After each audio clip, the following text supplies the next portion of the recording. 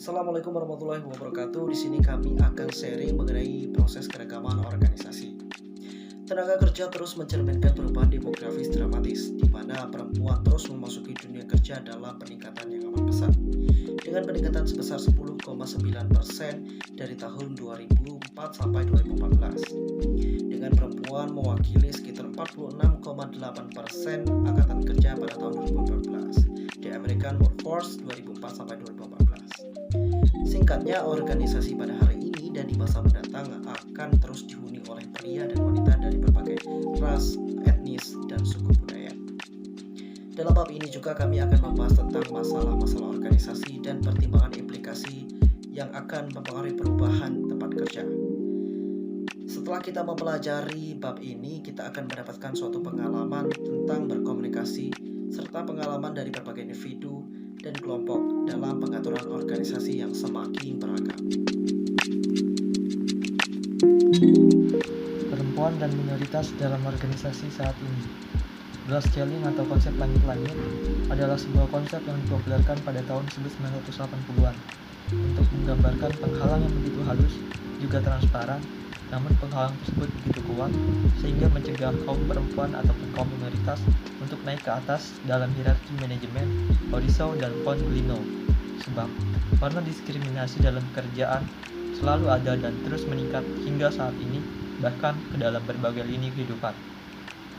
Dalam laporan Komisi Kesempatan Kerja yang Setara bahwa studi terbaru menemukan para pelamar pekerjaan yang memiliki kulit lebih terang itu lebih mungkin dipekerjakan daripada mereka yang memiliki kulit lebih gelap, bahkan ketika kualifikasi pekerjaan yang dihadirkan itu sama. Secara garis besar, stereotip adalah penilaian berdasarkan pandangan kelompok, di mana seorang tersebut dikategorikan, dan diskriminatif adalah sikap membedakan terhadap golongan dan kelompok tertentu. Hal yang paling mendasari adanya perilaku ini adalah persepsi yang dimiliki orang-orang terhadap kelompok sebelumnya, dan perilaku ini terkadang dihasilkan dari sikap seseorang di sekitarnya. Orang lain sering memandang wanita dengan pandangan yang bias.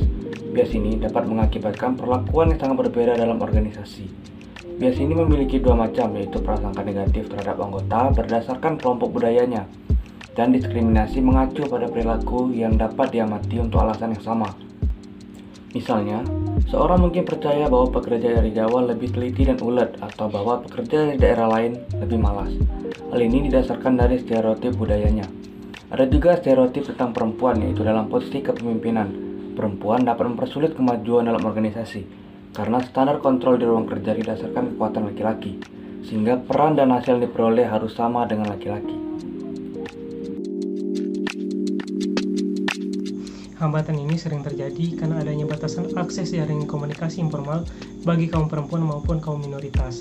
Seperti halnya mentorship lintas gender, pada tingkat jabatan, seorang perempuan dalam proses mencari mentoring akan menemui banyak kendala, terutama jika mentornya adalah seorang laki-laki, maka akan menumbuhkan rasa khawatir bagaimana orang lain akan menafsirkan hubungan mentoring mereka.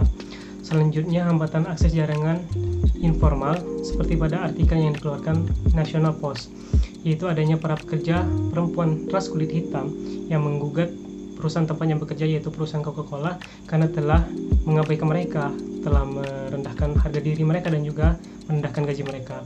Selain itu, perempuan dan kaum minoritas seringkali disorot secara berlebihan, seolah memposisikan mereka di luar dari yang telah terstandarisasi.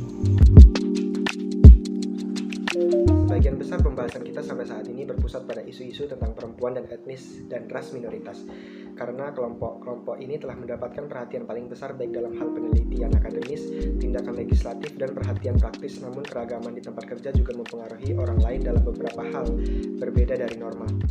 Dengan demikian, organisasi saat ini dapat menjadi tempat yang tidak bersahabat bagi banyak individu yang berbeda dan dari norma laki-laki kulit putih di masa lalu. Salah satu contoh kasus dari Beyond Women and Minorities adalah keanekaragaman militer. Beberapa orang akan membantah gagasan bahwa organisasi militer sangat penting bagi keselamatan dan kesejahteraan kita. Lebih jauh, argumen yang dibuat untuk keragaman dalam organisasi dan keragaman gender juga meningkat dalam beberapa dekade terakhir, dan wanita sekarang bertugas di samping pria di sebagian besar wilayah angkatan bersenjata. Namun bidang konflik yang terus berlanjut adalah masalah keragaman terkait orientasi seksual. Sekian penjelasan dari kami. Terima kasih.